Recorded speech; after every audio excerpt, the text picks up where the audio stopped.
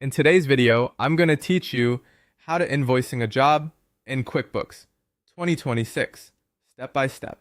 By the end, you'll be confident creating a clean, accurate invoice for a job and getting it ready to send to your customer. First, open QuickBooks and head to the home page. From there, look for the main Create or New button near the top. That's your starting point for most transactions. Click it, then choose Invoice from the list. This opens a fresh invoice form where we'll add your customer and the details of the job.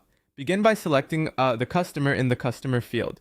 Once you pick your customer, QuickBooks will pull in their saved billing details automatically. Take a second to confirm things like the invoice date, due date, and terms look right for this job. Getting these basics correct helps avoid delays and confusion later.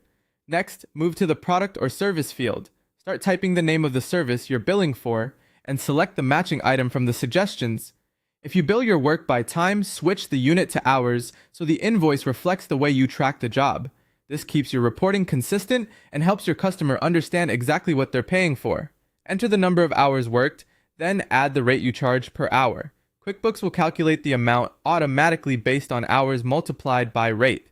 If your rate is already set in the service item, it should populate for you. Just double check it matches what you agreed with the customer.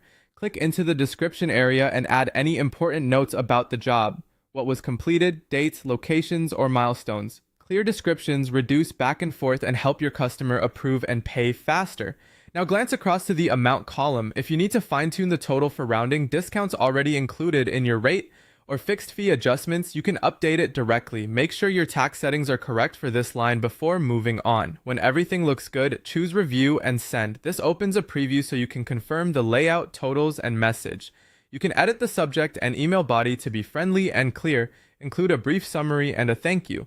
If you use online payments, ensure the payment options you want to accept are active on this invoice. That's it. You've created an invoice for a job in QuickBooks, added the service, hours, rate, and details, reviewed the totals, and prepared it to send. Save your changes, and you're ready to get paid.